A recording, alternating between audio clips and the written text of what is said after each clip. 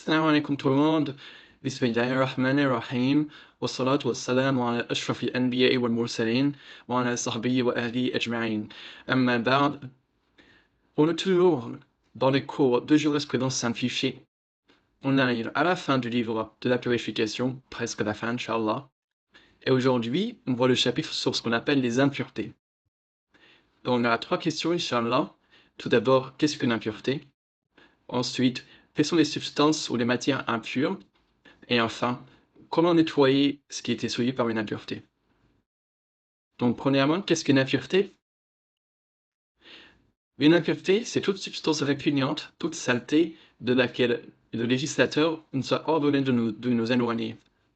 Et on a deux types d'impuretés. Ce qu'on appelle l'impureté physique et réelle, et l'autre, c'est l'impureté relative, c'est l'état d'impureté. Ce qui est visé ici, ce sera l'impureté physique et réelle. C'est celle qui, en aucun cas, ne peut être purifiée car elle est impure en elle-même. On fait donc la différence entre l'impureté qui est réelle et l'état d'impureté qui, lui, est seulement un état relatif au corps qui empêche de prier. L'impureté qui est réelle, en aucun cas on ne peut la purifier, car elle est impure en elle-même, comme par exemple les excréments et les urines de l'être humain. Tandis que lorsque le musulman est en état d'impureté, il n'est pas réellement impur. Il est seulement dans un état relatif au corps qui rend obligatoire pour lui l'accomplissement des ablutions. C'est l'état d'impureté mineur, ou alors du ghusl, c'est un état d'impureté majeur, comme on a vu dans le cours précédent. Il est donc vraiment important de faire la différence entre les deux, car de façon globale, le croyant ne devient pas impur, comme on l'a dit dans le hadith, dans le premier chapitre de la purification. Et il faut savoir que l'élément nettoyant principal des impuretés, c'est l'eau, car c'est l'eau qui est à la base de la purification. Il y a trois types d'impuretés. Donc, je rappelle savoir l'impureté physique. Il y a ce qu'on appelle l'impureté sévère, qui est l'impureté du chien et tout ce qui va en sortir. Il y a une impureté légère, c'est l'impureté de l'urine de nourrisson, c'est-à-dire du garçon qui ne mange pas encore de nourriture. Et on a l'impureté modérée, qui, elle, concerne tout le reste des impuretés, comme par exemple l'urine, les excréments, la bête morte et ainsi de suite. Et en fait, en fonction de ces trois catégories, le nettoyage n'aura pas lieu de la même façon. Deuxième question, quelles sont les substances qui sont impures? Donc il y en a 7. Tout d'abord, l'urine et les excréments de l'être humain. Sauf l'urine du nourrisson, c'est-à-dire le garçon qui ne se nourrit que de lait maternel et qui ne mange pas encore de nourriture. Bien que son urine soit impure, son impureté est une impureté légère qui est plus légère que les autres. Il va suffire pour purifier ce qui a été touché par cette urine, c'est juste d'asperger de l'eau. Par contre, ces excréments du nourrisson, sont impurs au même titre que ceux des adultes, et ce à l'unanimité. Il n'y a pas de différence entre les excréments de l'adulte et de l'enfant à l'unanimité. Deuxième substance, c'est le sang qu'on a fait couler. Qu'est-ce qu'on entend par là? C'est en fait le sang qui coule de la bête licite à la consommation au moment de son sacrifice après l'avoir égorgé. Quand une bête est égorgée, son sang se met à couler à partir de son cœur. Et en fait, ce sang qu'on a fait couler, c'est celui dont on parle, il est impur. La preuve à ça, c'est le verset numéro 145 de Surat Al-An'am, dans lequel Allah Azza wa Jalla a dit dans ce qui m'a été révélé, je trouve interdit à aucun mangeur d'en manger que la bête trouvée morte, ou le sang qu'on a fait couler, ou la chair de porc, car c'est une souillure. Et concernant le sang qui reste dans la bête après l'avoir sacrifié, c'est-à-dire le sang qui va rester dans ses veines ou dans sa chair, alors ce sang est toujours pur et sera licite à la consommation. Troisième impureté, c'est l'urine et les excréments des animaux illicites à la consommation, comme par exemple le chat et la souris. Quant aux excréments, il y a l'urine des animaux qui sont illicites à la consommation, comme le chameau, les moutons ou autres, ils ne sont pas impurs. Autre impureté, c'est la bête morte, c'est-à-dire un animal qui meurt sans sacrifice, c'est-à-dire sans égorgement légiféré. Et ça, c'est retrouvé dans le verset de Surat Al-Ma'idah, où Allah Azza wa Jalla dit « Il vous est interdit la bête morte ». Par contre, il y a trois exceptions à ça, qui sont tout d'abord le poisson quand il est mort, il reste pur, on peut le manger, les sauterelles, et tout ce qui n'a pas de sang qui coule. comme par exemple la mouche ou la fourmi. Ces bêtes, elles ne sont pas impures, même lorsqu'elles sont mortes. Cinquième impureté, c'est ce qu'on appelle le liquide préséminal, al-madhi. C'est en fait un liquide visqueux et incolore qui va couler lors du désir d'une personne éveillée, que ce soit suite à un toucher, une pensée, la vue de quelque chose ou autre. C'est un liquide qui sort sans plaisir, sans jet. Il est même possible que la personne ne se rende pas compte. Il n'est donc pas à confondre avec le liquide séminal, al-mani, qui lui n'est pas impur. La preuve à ça, c'est un hadith où Ali anhu a dit qu'il était souvent sujet à cela, c'est-à-dire à l'écoulement du liquide préséminal.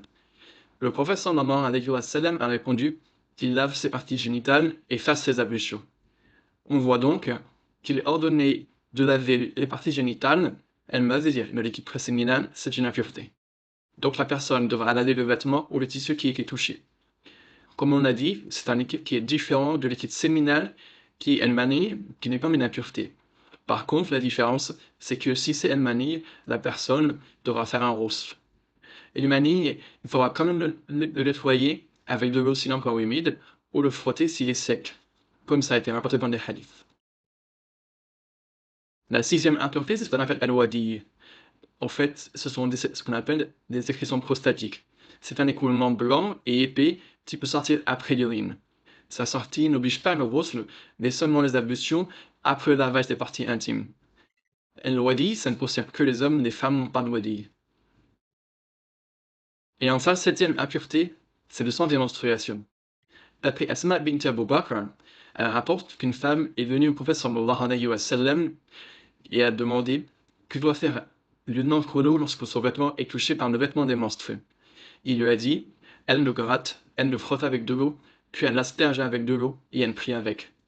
Qu'elle le gratte, c'est-à-dire avec une pierre ou autre, puis qu'elle le frotte avec de l'eau en le frottant avec ses doigts, puis qu'elle l'asperge d'eau et qu'elle prie avec. Après ça, son vêtement sera purifié. Et enfin, dernière impureté mentionnée, c'est le sang des menstruations.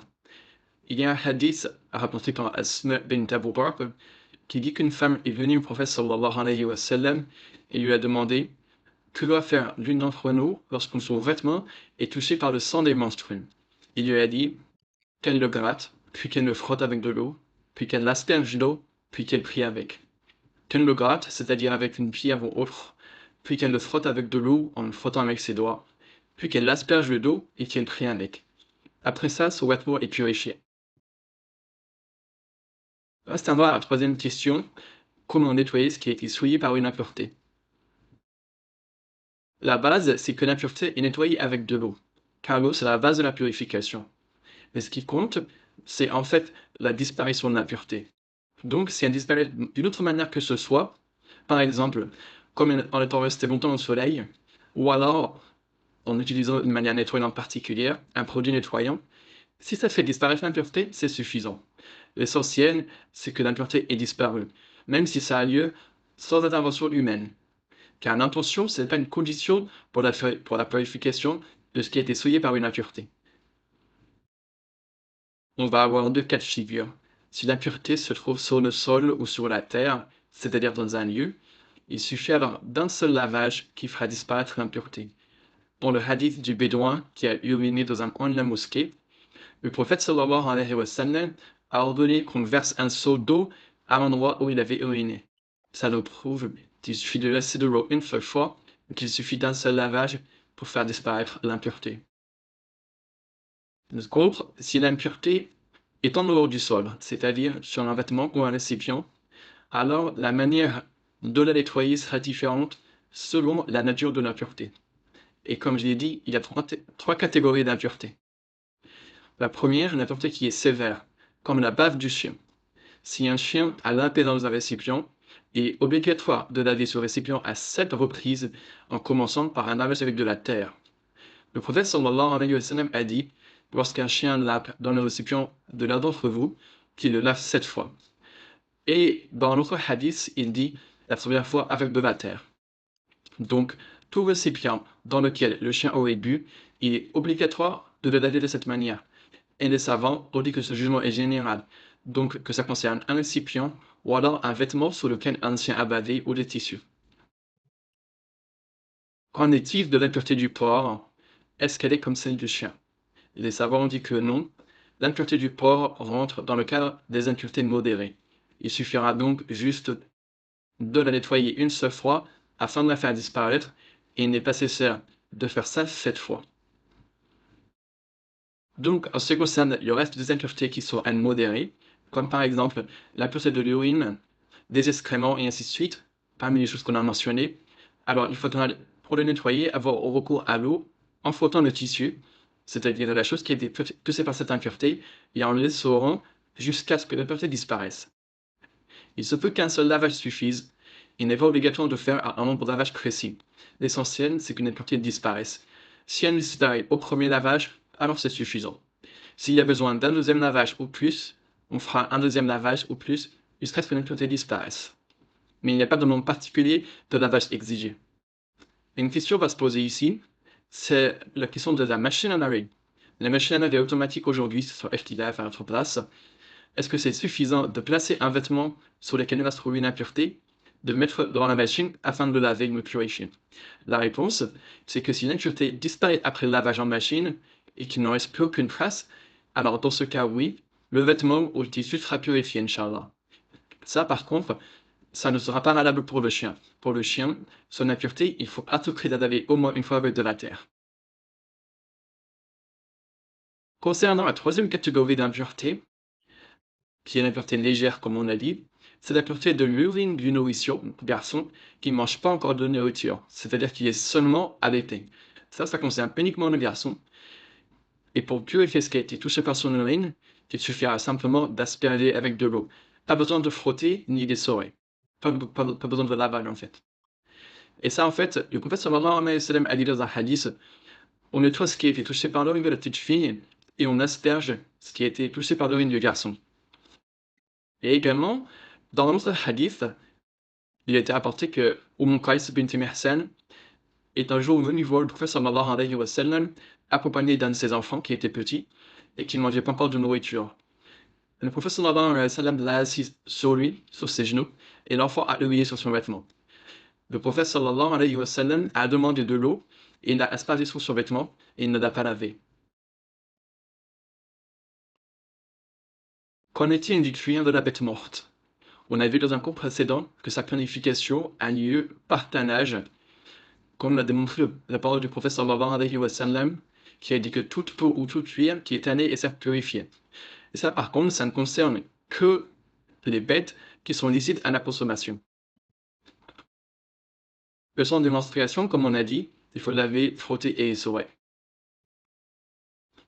Je rappelle un point très important, c'est que la validité de la prière va dépendre de l'absence d'impureté sur le corps du musulman, sur ses vêtements et sur le lieu, c'est-à-dire le moment où il prie. Maintenant, pour finir, quelques commentaires. L'être humain est pur, son corps est pur, vivant ou mort, musulman ou non musulman. Le sang humain est pur, qu'il soit en petite ou en grande quantité, sauf le sang qui sortira des deux voies naturelles. Je rappelle qu'il y a des divergences et on en a parlé sur le cours sur l'ablution. Le pus qui sort de l'être humain est pur également.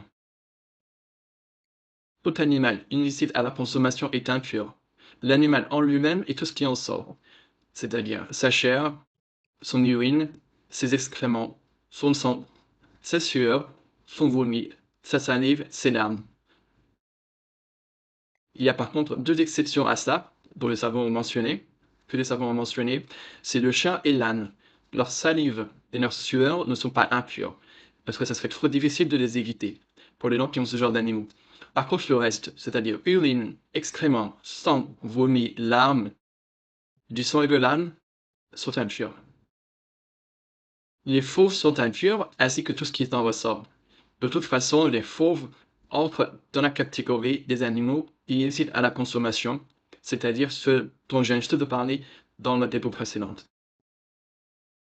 Commentaire important, tout ce qui sort des animaux illicites à la consommation est pur. Même les urines et les excréments. Ça a été rapporté dans beaucoup de hadiths authentiques. J'imagine bien que ce que je viens de dire est assez étonnant. Mais attention, c'est pas parce que c'est pur que ça veut dire que l'être humain n'en soit pas dégoûté. Beaucoup de choses sont pures selon la législation, mais elles sont dégoûtantes pour la nature humaine. La pureté, ça veut juste dire qu'on n'a pas besoin de laver cette substance pour prier. Par exemple, un fermier veut prier et il y a sur lui, on va dire, je sais pas, hein, des éclaboussures d'urine de vache sur ses vêtements. Il a le droit de prier dans ce vêtement, sa prière est valide. Parce que l'urine de vache, comme c'est un animal illicite à la consommation, ça reste pur. Et enfin, quelle est la différence entre ces deux liquides? Le liquide séminal, c'est un liquide qui est pur, mais ça va nécessiter de grands lavages, le reflux. Le liquide préséminal, c'est impur et ça va nécessiter des ablutions. Alhamdulillah, on a fini pour aujourd'hui. On se retrouve une prochaine fois pour un prochain cours, Inch'Allah, et on finira normalement le livre sur la purification la prochaine fois, Inch'Allah. Barakallahu li wa lakum, assalamu alaikum wa rahmatullahi wa barakatuh.